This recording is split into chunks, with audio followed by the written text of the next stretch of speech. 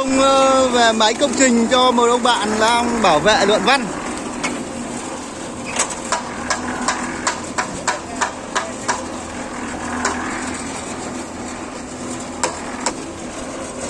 Đây, con máy này nó có cái thiết kế kết cấu là như này nhá.